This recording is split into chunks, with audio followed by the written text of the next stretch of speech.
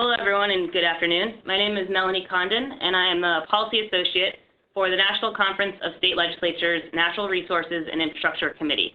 I'd like to welcome everyone to today's webinar on rebuilding after natural disaster events. Because the topic of rebuilding after natural disasters covers a number of different issue areas and committees here at NCSL, our webinar today is co-hosted by NCSL's Natural Resources and Infrastructure Committee, the Communications, Financial Services, and Interstate Commerce Committee, and the Law and Criminal Justice Committee. As a reminder, today's webinar is the final in our 6-part series of e-learning webinars. Recordings of our first 5 webinars can be found on our website at ncsl.org. So today we're going to be rolling into the issue of natural disaster rebuilding. 2012 and 2013 were marked by a significant natural disaster and weather-related events.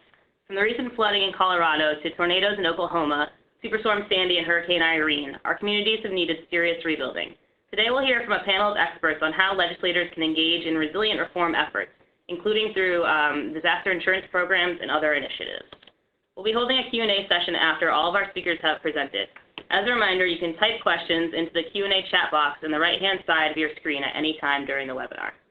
With that, I am pleased to introduce our first speaker, Roy Wright. Roy is the Deputy Associate Administrator for Mitigation at the Federal Emergency Management Administration, FEMA. In this capacity, Roy is responsible for risk analysis and risk reduction programs for FEMA and under the National Flood Insurance Program. Before joining FEMA in 2007, Roy was a policy advisor to the Secretary of the Interior focusing on land conservation. So Roy, the floor is yours. Good afternoon. Presuming, unless we have folks from Alaska, for which is still good morning. And it is great to speak with you guys, particularly because I think that the roles that you all play in states really set at a pivotal point of what we can do to position us to be more resilient so that we can avoid some of the impacts that disasters can have and ensure that when we do have those unfortunate events, we're able to rebound and rebound quickly. From where I sit, this sense of what does it mean for us to achieve resilience really comes at the confluence of where science, the economy, and the social fabric of a community come together. And having one or even two of these without the final piece of the triangle often leads to a tremendous amount of frustration in a community. I can bring to the table updated flood maps, says this is what you're going to see in terms of your risk, and I can begin to talk to people in the community about it. But if I have not done that with an understanding of its economic impact in a community, I'm going to create a level of frustration. And so we could also walk into a community and have all kinds of sense about what's going to happen in terms of the economy and what we're trying to do related to the social fabric.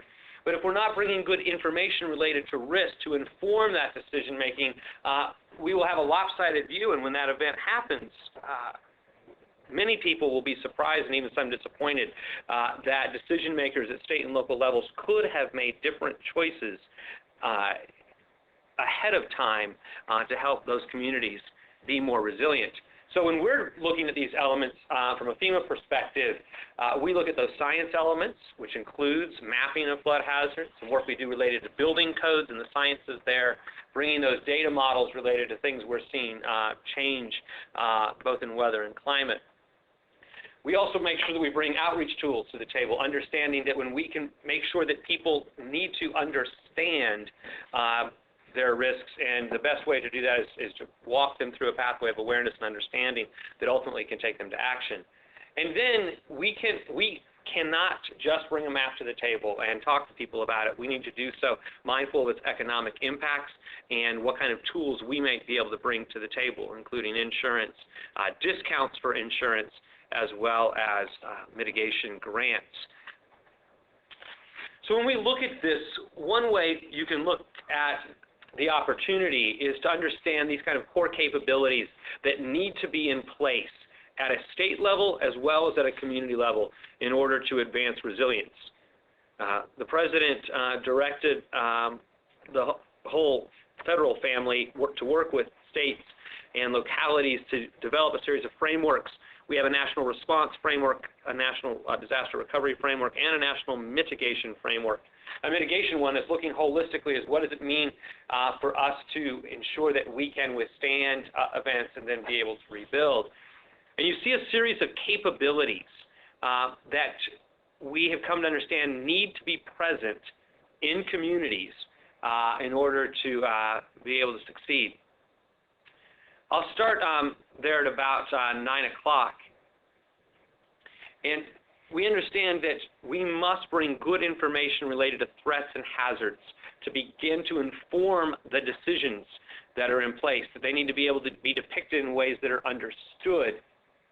And that allows us to do some further analysis on this to understand the level of resilience that may be in place. With that information in hand, planning can begin to occur, and that planning begins to look at the long-term vulnerability reduction and how we would engage the public. But at the very top, you see this capability called community resilience. Sometimes it's a bit of a misnomer, but it's the way that we define the ability for civil society to take all of this information and make decisions about their future. These are things that collectively the whole community must be involved in, at the localities, the private sector, as well as the public sector, the states, various kind of geographic regional entities, as well as government and NGOs. So let me show you some ways that we put this into motion here at Fema. We have one program called Risk Map that looks at how we look at mapping, assessment, and planning. It says very specifically that through collaboration with states like yourselves and localities, that we will deliver quality data that increases public awareness that leads to action that reduces the risk to life and property.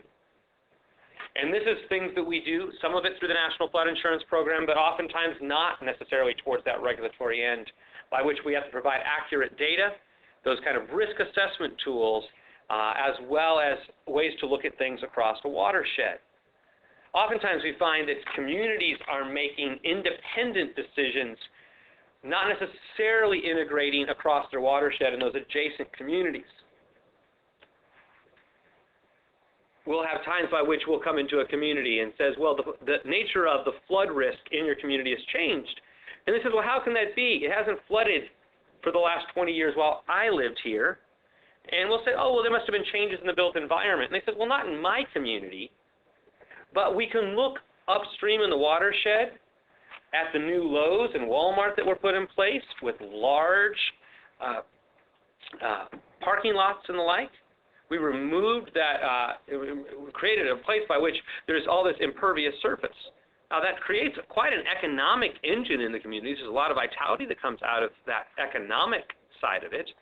But what we've done is potentially create an environment by which when it rains, what used to be absorbed into the water table through the dirt is now on a super slick slide headed downstream, and it is changing the amount of water that is coming down. And so what we've begun to do is look at risk assessment tools and outreach ways to engage folks not just in one community, but in broader watersheds. We have to present those data then in ways by which people can visualize it. Simply telling someone they're at risk versus showing them in 3 dimensions in terms of depth as well as extent of those waters. And then giving them the planning tools so that they can make those kinds of decisions. All these things go into how we would identify threats and hazards, how we would deal with the assessment of those resilience and take the planning actions that are necessary. We then turn to the kinds of things that FEMA can partner with you all in terms of reducing risk, that long-term vulnerability reduction. And I want to walk with you across 4 different types of hazards in the work we do. Obviously, under the riverine side, we have the National Flood Insurance Program. That has 3 dimensions to it, one of them related to mapping, a second related to land use or floodplain management, and finally the availability of insurance. But in that riverine space, we help people ensure that as they look towards the future, they've got the right kinds of land use in place so that future development is built out of harm's way. And then for the current built environment, we have different ways through acquisitions and elevations and floodproofing by which we can help make the community more resilient.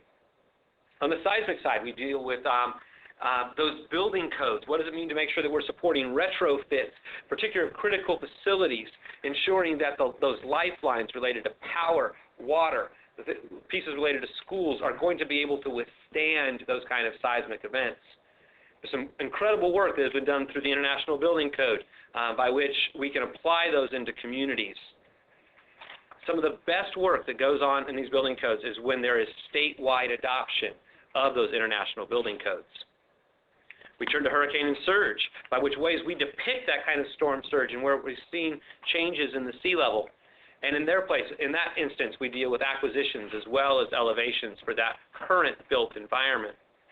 And then the tornado space. Some of this happens through codes, but the best tool we have in this space is tornado safe rooms, work that is done both in individual homes as well as through community and school-based safe rooms. One of the biggest things we offer is the availability of insurance through the National Flood Insurance Program. This was created in 1968 by Congress. It is a voluntary program by which communities, 21,000 of them, have chosen to join the National Flood Insurance Program. We make flood insurance available, and in exchange for that, they adopt a series of land use provisions related to the floodplain. Today, we have 5.6 million policies in force across the nation. So when it comes to this, I begin to look at, it's one thing to talk about policies and programs, it's another thing to talk about what difference they make in communities. And so I want to take, as a way to wrap up, a way to look across the country at different ways by which we see resilience play out. I'll start in North Carolina. So North Carolina looked at the kind of changing environment with their Outer Banks as well as their coastal areas and took a holistic view at what impact that sea level rise or climate change would have on their communities. They did a statewide with 4 particular counties where they focused in and created a tool that didn't just say, well, here's globally what might happen. They began to look at scenarios by which people can put in their address, see their home, see what their base floor level is versus the height of the ground next to them, and begin to make decisions about different kinds of scenarios of what might take place at their home, as well as the specific kinds of mitigation actions that they can do. Not only did they do this at a homeowner level, they did this looking at key pieces of infrastructure and transportation impacts. So they were able to quantify those both direct and indirect losses across society, everything from agriculture to schools to the socially vulnerable populations. And based on this, this is guiding the kinds of actions they're taking as it goes forward. I'll slide over to coastal Mississippi. After Katrina, we invested nearly $300 million through the Hazard Mitigation Grant Program into coastal Mississippi. Those dollars were combined with community development block grants as well as other provisions to the National Flood Insurance Program that put dollars on the ground. Well, 7 years after the fact, Hurricane Isaac came ashore in September of 2012. Actually, make that late August 2012, and we really saw the effects of it in September. And we went back and looked at 2 particular communities to see what difference the kind of mitigation activities had been, because these communities took the information that FEMA provided and set a standard that says we are going to build 2 or 3 feet higher than the best information that FEMA has to ensure that we're resilient against the uncertainties as well as changes that are coming. We look particularly then at 2 communities, Waveland and Bay St. Louis, at 100 acquisitions and elevations and generator projects that were put in place. And just in those 2 communities, as a result of those 100 projects, $4.5 million were invested. And we looked at the losses that were avoided post-Isaac, and we saw $5.6 million worth of savings. So really 125% payback over 7 years. That money was saved for the community and for the nation. And when I sat with the mayor of Bay St. Louis, what he'll tell you is it most importantly ensured that their economy rebounded nearly immediately. So Isaac came through, frankly, had more storm surge than Katrina had on those communities. But 2 days later, they had mucked out. They had some cars that had to be replaced, and they were back in business. And the economic vitality of the community was intact. They had science, They'd engage their community socially, but they also made sure that they were able to position their communities from the economic side to be sustainable. Another place where we see this economy and science come together with the social element is up in Pierce County, Washington. So under the National Flood Insurance Program, we have something called the Community Rating System, CRS. CRS is a program that allows communities to enroll and get discounts for their communities on their flood insurance premiums as a result of the specific mitigation actions that they have taken. There are 9 classes, and when you come in as a Class 9, and you can graduate all the way up to Class 1. We have 3 that are in Class 2 now across the nation, and 1 that is a Class 1. The one is in Roseville, California. Of the Class 2, Pierce County is the newest that has joined that group. They have taken structural decisions, they've taken land use decisions, they've taken community engagement kinds of decisions, and today in Pierce County, as a result of the actions they've taken, they see an annual discount of $341,000 in discounted flood insurance rates because of the aggressive outreach they do, the buyouts that they have done. They've got some great work if you want to Google Pierce County, Washington, CRS YouTube piece on how they've dealt with their buyouts in a way that is really helping to stimulate their economy as well as ensure that they are resilient in the future. Let me go back down to the southeast in Hillsborough County, Florida. This is the Tampa Bay area. It is just such an exemplary place by which they did some work related to planning for the redevelopment of disasters ahead of time. They laid out an entire plan of how they will recover. Where would be the economic engines? Where would they put those incubators as they try to stimulate things? What elements related to lifelines need to be put back and how quickly? Looking at infrastructure and schools and housing, other economic engines that were in their community. But what they did is lay out that plan in such a way that they could begin to drive economic activity in those directions today to ensure the economics were working. So they put tax incentives in place by which the big box stores chose to go into the areas they wanted to see future development that could withstand it, that would not be in the storm surge area that would have to be evacuated. They laid out these vulnerability priority redevelopment areas as well as the sustainable priority redevelopment areas. A great one, again, which you can Google online to see the work that they did by holistically bringing it together. One of the key things you'll see in Hillsborough is when they did their plan, they said we had to exercise the plan. And so they literally twice, every 2 years, do a tabletop exercise where all the key decision makers have to sit down and walk through what decisions they will make after the event today. And because they know that when they put themselves into that muscle memory of the kinds of decisions that need to be made during peacetime, they're much more likely to follow those courses of action in the future. And finally, I'll go up to some work we've done in New Jersey after Sandy. This is an element by which we knew that the data that FEMA had published related to the coastal hazards related to flood and surge were outdated. They were 30 years old. FEMA was already 2 years into a project to update them.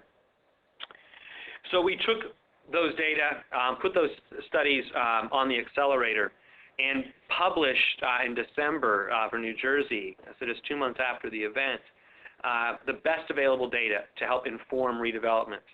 Governor Christie took that and said, statewide, we're going to take this information across the entire coast, and we're going to ensure that communities must ensure that people redevelop if they've been substantially damaged or they're doing new construction to the best available data plus 1 foot. He says we need to make sure we deal with that uncertainty. It was a very courageous action by the governor, but he said, I want to make sure that we are sustainable, that we'll be able to withstand the event, but also that we're making decisions about how to redevelop and how to rebuild so that future flood insurance rates are far more affordable. So those are some examples of how this looks for us across the country. Those are the kind of tools that we have to offer. From where you all sit in state legislatures, I want to point you to our 10 regions. And I, on the screen, give you a web link of where you can get the specific contact information. But we have intergovernmental liaisons in each one of our 10 offices across the country that are prepared to take your questions, whether this happens during an event, during the immediate recovery, or decisions you want to make today to make sure that you're preparing. And we'll be able to then connect you with the subject matter experts in our offices that deal with disaster recovery, that deal with mitigation, that deal with insurance, that deal with infrastructure, so that we can help you be best prepared. So with that, we appreciate our partnership that we have with the National Conference of State Legislatures, the work we can do to partner with you, because at the end of the day, we can act as a catalyst, a facilitator from FEMA, but it's truly the work that you do through the states and through the localities that will make communities more resilient. With that, I'll turn it back to our host and be able to take questions later on in the presentations. Thank you, Roy. That was great, and we do appreciate what you guys do as well over at FEMA. So now I'd like to introduce our second speaker, Nancy Israel. She's the Senior Manager in the Insurance Program at Ceres. Nancy works with the insurance sector to further develop the sector's leadership on managing climate risks and opportunities for a sustainable and profitable future. She's a business lawyer with over 25 years of experience working with reinsurers, insurers, and brokers around the world, and is a graduate of both Harvard College and Harvard Law School. So Nancy, please take it away. Thank you, and thank you for the opportunity to talk to you today. That was a very interesting talk by Roy Wright, and what I have to say will dovetail nicely with what he discussed about taking action up front to prevent and reduce risk. I'm going to talk to you today about the role of the insurance industry in weather catastrophe resiliency. It's timely that this webinar today, of course, because it's the official release date of the 5th IPCC assessment. I'm going to briefly introduce Ceres. FEMA will be known to you, Ceres may not. I will talk about the weather catastrophe costs rising, but how prevention and risk reduction can help maintain insurability of weather catastrophes in your state.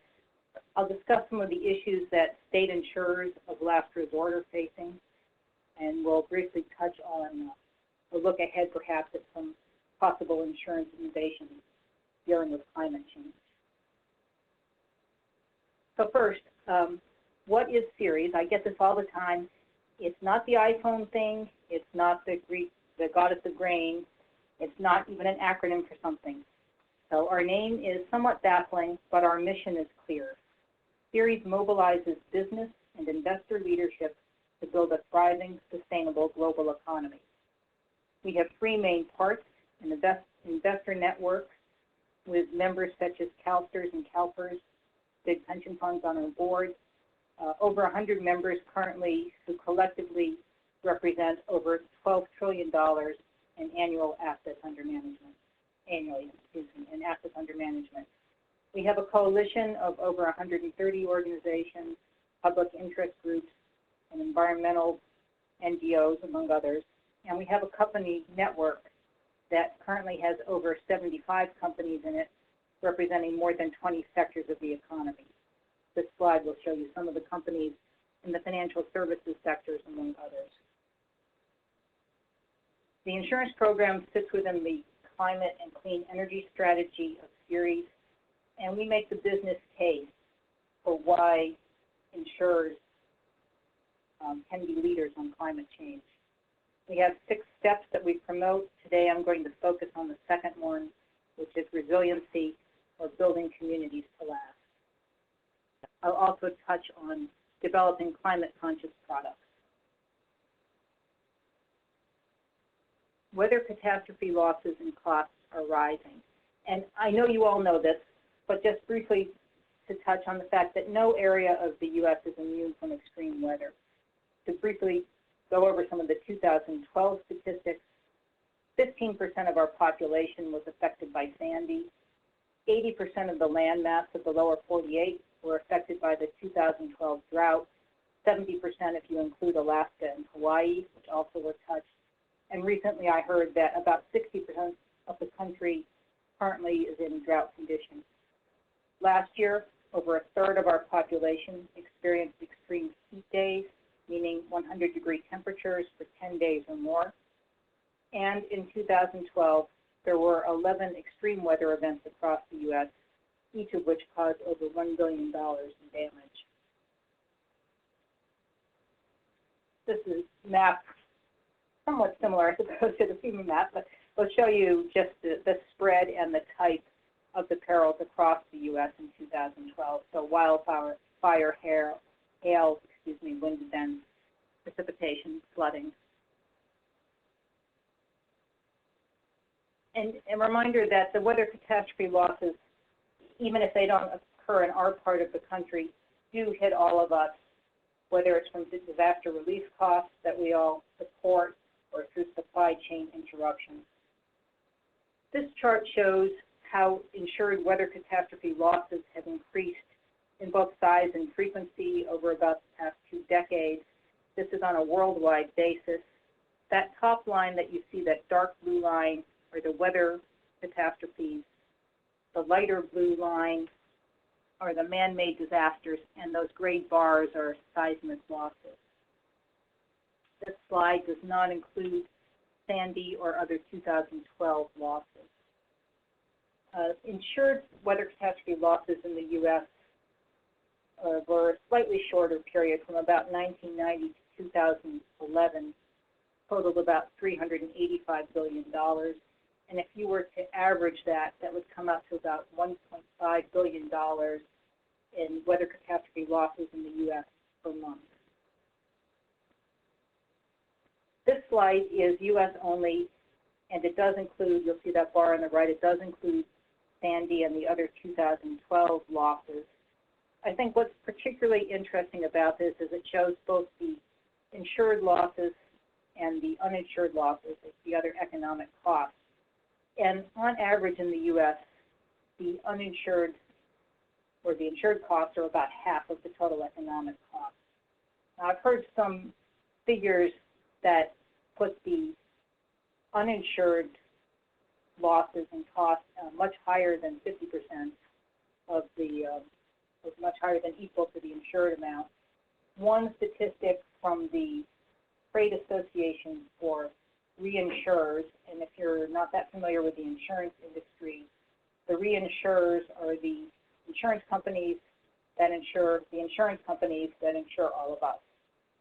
But in any event, that reinsurance association estimates that uninsured costs are 5 to 20 times the reinsured costs. That's not quite apples to apples with the insured costs, because the reinsured costs will be a smaller proportion. The insurers don't transfer all of their costs to the reinsurers. That's also on a worldwide basis, and the range will depend on the type of peril, whether it's a developed economy or a less developed economy, type of reinsurance, and other factors. But the point is that businesses and individuals bear a significant percent of the cost of weather catastrophes. And the greater the insured portion of those costs, the lower the amount that we pay for out-of-pocket or through government programs. I'm talking now about direct costs when a disaster hits. There are also long-term consequential costs that are quite significant that are not shown in these charts. For example, 25% of small and mid-sized businesses never reopen after a weather disaster or other disasters. And those companies employ about 50% of the private sector workforce in this country, which is about 50 million people. So obviously a huge effect on our economy.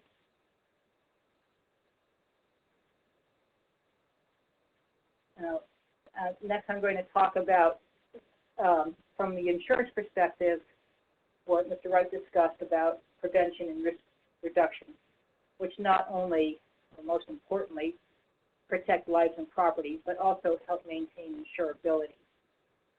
This chart looks a little complicated, but it's meant to just show the role that private insurance plays in overall climate resiliency.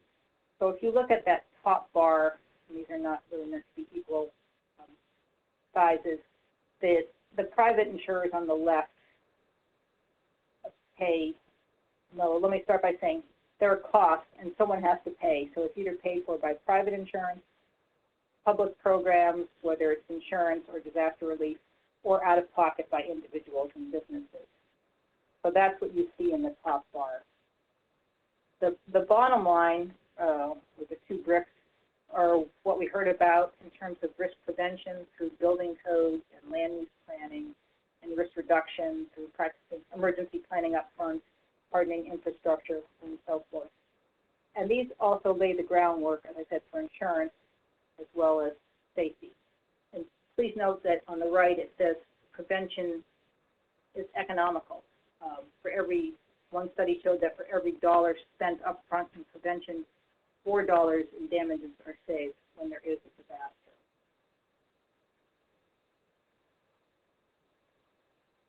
You may be familiar with the New York State 2100 Commission report that was commissioned after Sandy to discuss how New York State could become more resilient. And I've included here some of the recommendations from the report about how New York State could promote insurance coverage in ordinary times and also in a way that would protect consumers after a disaster. I won't read the slide here, but I will focus on the top one, which is promoting investment in mitigation. And they define mitigation the same way that it was defined for Fema, which is talking really about protection and risk reduction, not in the context of reduction of greenhouse gas emissions, also important, but not today's topic. I do apologize for the typo in this slide. It will be corrected when it goes up on the website. But as I said, $1 spent on prevention saves $4, not $3 in potential loss. And of course, not all harm can be prevented. So in addition to insurance and acting to protect ourselves, we do, of course, need disaster relief. And some of the preventive measures that apply everywhere are outlined in the slide. Most of them have been mentioned already. I'll point out maintaining natural barriers, hardening infrastructure, retrofitting homes. Don't think those have been discussed as much so far.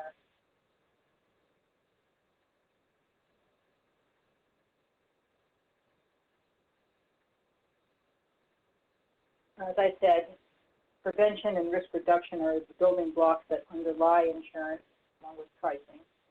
And that was recognized by the New York State 2100 Commission in this quote.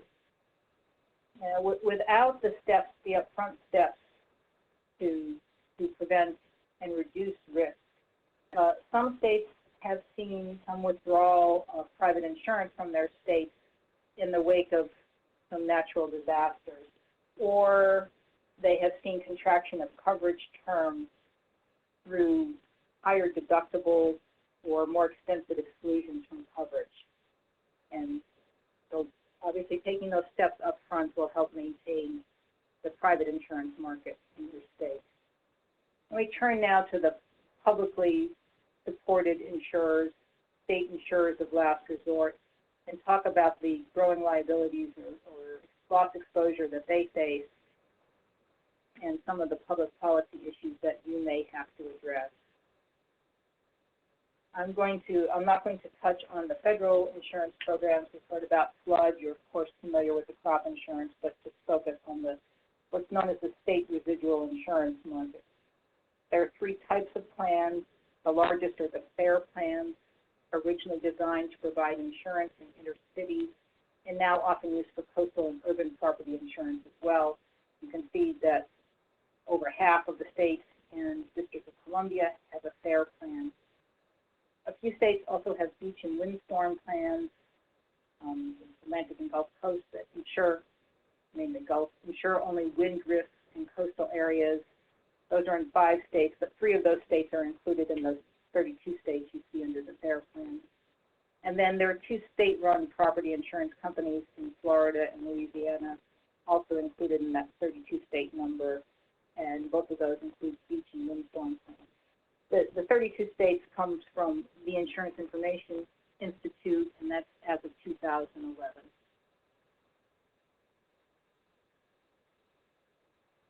So state residual market loss exposure is skyrocketing. These next 2 slides are also from the Insurance Information Institute. You can see in the FAIR plan how the loss exposure really has been surging upward at over about a 20-year period there, there's been a 1,500% increase in exposure to potential loss. The beach and windstorm plans, of course, are a much smaller percentage of the market, but over the same period, they have incurred, or they've been exposed to 550% increase in their potential loss exposure. Well, what's caused this? There are really 4 causes. One is the coastal population is growing. In 2010, according to NOAA, 39% of the U.S. lived on the shoreline, and that means directly on the open ocean or on a major estuary or on the shores of a Great Lake. And by 2020, the shoreline population is projected to reach 133 million people. Together with the increasing population density along the coast, the property values are rising. So 16% of the total insured residential and commercial properties in the U.S. are along the Gulf and Atlantic coast. The second bullet says that New York City is the riskiest or second riskiest city in the world for coastal property value at risk of flooding, and that's currently $2 trillion. Recently, I've seen a figure saying it's up to about $3 trillion. And also, Swiss Re, one of the leading global reinsurers, just released a report that Tokyo is the riskiest city for coastal property value at risk of flooding, and New York City is only riskiest in the U.S. But I doubt New York really wants to fight to be number one in that particular arena. And then one of the major catastrophe modelers, AIR Worldwide, projects that the value of insured coastal properties in the U.S., currently about $10 trillion in total, will double every 10 years. Added to this is sea level rise. I think perhaps the most apparent effect of climate change. And I don't have a slide on that, but sea level rise is not equal everywhere, and the Atlantic coast is a global hotspot for sea level rise, meaning that the sea level rise is 3 to 4 times the global average. And then the fourth reason that these plants have seen such an increase in their loss exposure is because many of them have been transformed from their original purpose of insurer of last resort to insurer of choice. And all of that collectively creates public policy concerns. Depending on how these are run, and there can be some flight of private insurance from the market. Risk is concentrated in the particular state rather than being spread around the country, which can lead to solvency concerns. If there are solvency concerns, then all taxpayers in the state may be charged assessments to cover the potential shortfall, even if they're not insured by the plan. Or just like private insurers, there may be political or regulatory constraints on pricing so that the pricing may not reflect the true cost of risk, which again can create solvency concerns and concerns about where people fight development. And this is all exacerbated by the extreme weather events from climate change, the population growth, the rising property values, and the sea level rise. Turning to a somewhat more cheerful topic, take a look at innovations that we're seeing in the insurance sector and what might lie ahead for climate-conscious insurance products. Insurers are partnering with various organizations already to help better understand risks, help their policyholders and policymakers better understand risk. And for example, under Habitat, you'll see a reference to the Institute for Business and Home Safety, which helps with testing materials for building fortified homes. This is quite important and useful, but by itself it won't solve the problems because you can protect an individual structure as well as it could possibly be protected, but if the peril is a wildfire or a flood that spreads, or if the infrastructure is down, you're almost, perhaps not quite not as bad off, but almost as bad off, at least not functional.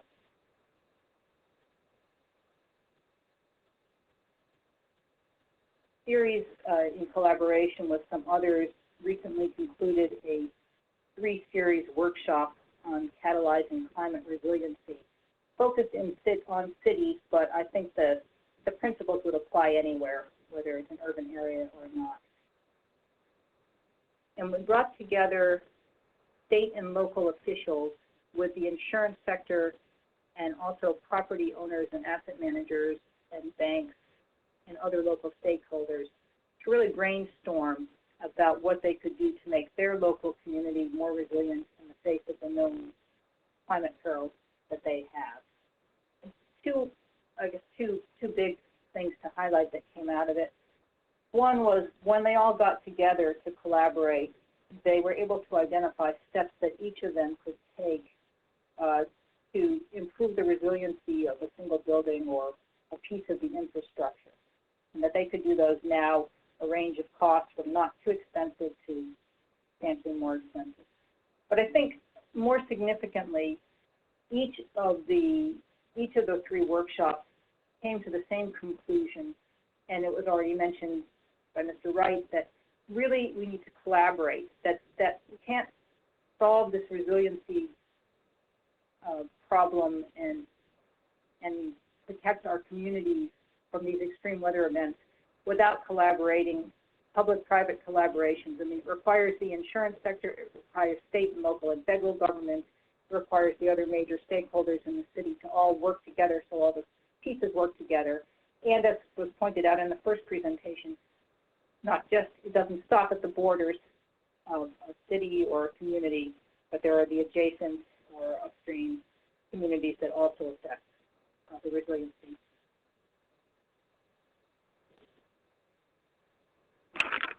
I am just highlight a couple of insurance product innovations. Will we see expanded private flood insurance in the U.S.? I don't know. Some major reinsurers say yes, if the market conditions are there. There is private flood insurance in Europe. I've already talked about investing in resiliency. We hope to see products around that. One that I particularly want to point out is new ways of insuring. This came up in the workshop, but there is, you may be familiar with something called Parametric loss insurance, which is when the insurance payout is triggered by a physical characteristic of the peril. So maybe the wind speed or the amount of precipitation, and then there's a collective payout that's applied locally. Swiss Re, I think I've already mentioned, a leading global reinsurer, has written parametric loss insurance in the state of Alabama. I think it's the first U.S. state to have that kind of insurance. You can expect to hear more from Series in the future about not only that, but other innovative insurance products. And with that, I will just highlight, I've given you a few resources here, both from Series and elsewhere that you might find helpful. And I'll conclude with this quote that rightly or wrongly has been attributed to Mark Twain, that a great deal has been said about the weather, but very little has ever been done about it.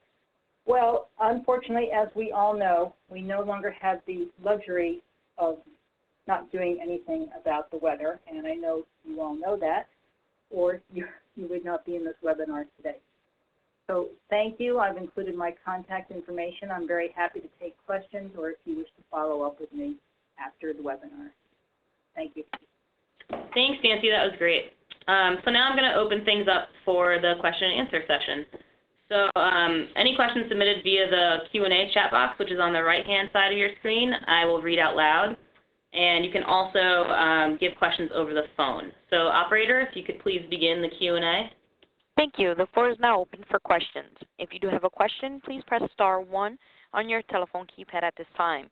Questions will be taken in the order they were received. If you are using a speakerphone, we ask that while posing your question, you pick up your handset to provide favorable sound quality. If at any time your question has been answered, you can remove yourself from the queue by pressing 1. Again, ladies and gentlemen, if you do have a question or comment, please press *1 on your telephone keypad at this time. Please hold while we poll for questions. All right, so while we're waiting for phone questions, we got a question in the question and answer box. So Nancy, this is for you, referring to the chart you had on page 19 of your presentation. He would like to know if the losses over the past few decades have been indexed for inflation. I'm sorry, I don't have my presentation up. I don't remember which that slide was, but no, I think those figures were in constant dollars, but I'm not sure. I'm sorry, I can't see my. I'm sorry, slide 19. You said. Yeah, but I mean, we can always, if you want to get back to us on it, I'm happy to follow up with that. Okay. That's fine. So, Roy, I'll just pose another question. We've been seeing in the news a lot lately that a number of states are sort of taking issue with the increased rates of the National Flood Insurance Program that's going to be going into effect, like such as Mississippi, I saw in the news today. Can you address these concerns or speak a little bit about the rate increase and maybe how FEMA is responding? Well, I'll say I cannot speak to the specifics of any legal action that might be taken that's been spoken about in the news. What I can talk about is the kind of work that we have done given the changes that were passed by Congress in the summer of 2012. There are 47 sections of the bill called the Bigger Waters National Flood Insurance Reform Act. 2012, there are two particular sections that get a tremendous amount of attention. One of them pushes to remove many of the subsidies that were in place, and a second one that removes much of the grandfathering that we did. So let me simply describe those two and how we're continuing to reach out on them. On subsidies, these speak to homes that were built prior to the community having their first map under the National Flood Insurance Program. In rough order of magnitude, these are homes that were built before 1975 to 80 in most communities. And there are a series of those that get phased out over time. Deals with business properties, deals with second homes, deals with severe repetitive loss, and at the point of sale or lapse policy. And there are a series of triggers by which we see those escalate up to their full risk rates. Some of those went into effect early in this year. Others will go into effect this fall, and people will see them in the update of their next renewal. The second section that people talk about deals with the grandfathering of rates. And this essentially says that the home was built, the structure was built in compliance with the map that FEMA had in place at the time of construction. And historically, we have grandfathered those people in and given them those discounted rates. This section of the bill requires us to make changes in that. That one is still under development, and we have said that it's something that we're looking to be able to roll out in 2014. What I will say is that as you listen to much of the dialogue that plays out and we see in the news, there are a lot of extreme numbers that get thrown around. When we look holistically, and I have our chief actuary sitting beside me, it's really only 20% of our policies, only 1 out of 5, for which we're seeing seeing these changes play out. And so it's not everyone, first of all. And second of all, the only way you're going to truly know what your new rate is by working with your insurance agent and ensuring we have an elevation certificate on that property. So many people are beginning to ask questions about, well, am I subsidized? Am I grandfathered? And we have a series of things that you can find on the FEMA website that begin to show you ways to best understand it. So that's kind of in a holistic sense where we're at on it. There's some specific questions that don't refer to impending litigation. We'd be happy to, I've got a couple folks sitting with me here. We can go into some of those specifics with you. That's great. I think that's a good overview. Appreciate that. Operator, do we have any questions on the phone? Once again, ladies and gentlemen, if you do have a question or comment, please press *1 on your telephone keypad at this time. All right, I will keep going with some questions I have here. Nancy, can you give any examples of how insurance companies are adapting to the increased risk of loss due to catastrophes, I know you sort of touched on it, but some, such as disaster recovery bonds.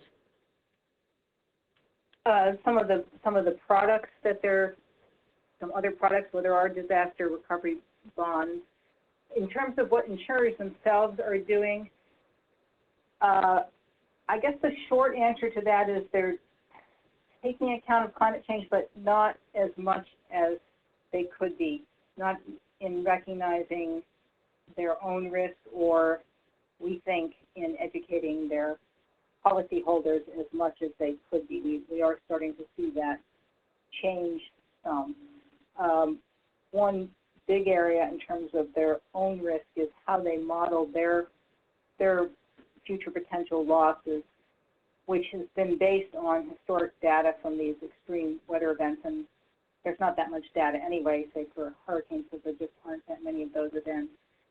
We see the need, and I think I mentioned one catastrophe model or AIR worldwide, starting to say, this is a new normal, a new world. We can't go just on what's happened in the past. We need to take account of the changes that we're seeing today and that are projected to continue into the future. But that's not so widespread yet. Okay, thank you.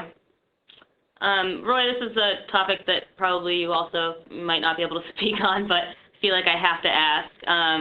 So with the government shutdown looming, how is that going to affect FEMA and the NSIP?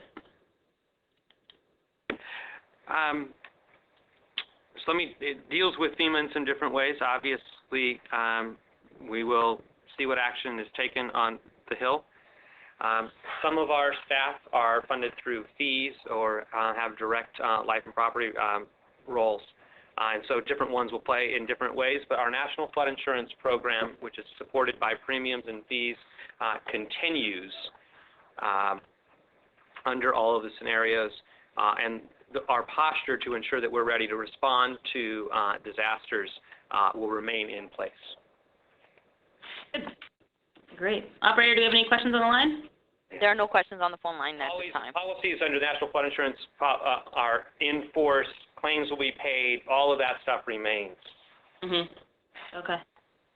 Good to know. All right. Well, hearing no more questions, I'm going to go ahead and conclude the webinar today. I would like to once again thank Roy Wright from FEMA and Nancy Israel from Ceres for presenting. Appreciate you guys hopping on and explaining the topic a little bit better to our members. So for those of us that joined late, or for anyone that would like to listen again, we will be posting this webinar on our website probably early next week at ncsl.org. And you can also find the recordings of our other webinars online as well. So with that, thank you again, everyone, for joining us, and have a good weekend.